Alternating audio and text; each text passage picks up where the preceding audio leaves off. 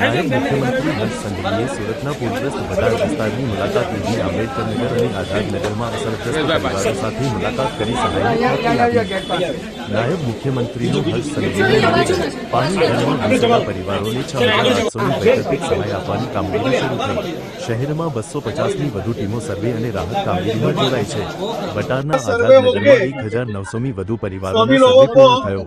આરોગ્ય વિભાગની ટીમો ઘરે ઘરે જઈ આરોગ્ય તપાસ કરી રહી છે.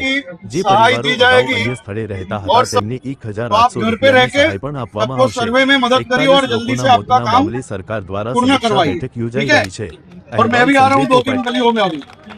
સુરત શહેરમાં અસરગ્રસ્ત વિસ્તારોમાં કાલે બપોરથી આજે વહેલી સવાર સુધી આખા શહેરમાં અસરગ્રસ્ત પરિવારોનું સર્વેની કામગીરી મોટા ભાગે પૂર્ણ કરવામાં આવી છે અને જે પરિવાર સંપૂર્ણ રીતે અસરગ્રસ્ત હતા, જેમના ઘરમાં પાણી ભરાયા હોય તેવા પરિવારોને 6800 રૂપિયાની વૈકલ્પિક સહાય કાલથી જ શરૂ કરી લેવામાં આવી હતી.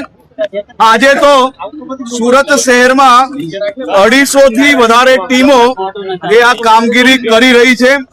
આજે વહેલી સવારે collector Shri, municipal commissioner Shri અને ચૂંટાયેલા પ્રતિનિધિઓ જોડે ગ્રાઉન્ડ ઝીરો પર આ તમામ સહાયની કામગીરીનું નિરીક્ષણ બી કરવામાં આવ્યું છે.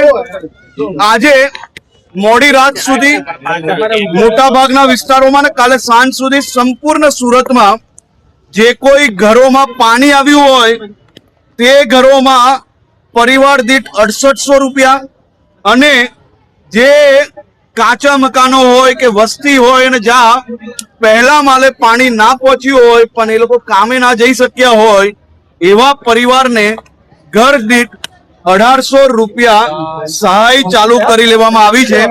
હું હમણાં આઝાદનગર ભટાર વિસ્તારમાં છું, જ્યાં 1900 થી વધારે પરિવારના સર્વે થઈ ગયા છે અને આ બધી જ સહાય આપવાની કામગીરી ચાલુ કરી લેવામાં આવી છે અને સાથે સાથે સ્વાસ્થ્યની બી ઘરે ઘરે જઈને તપાસ કરવામાં આવી રહી છે.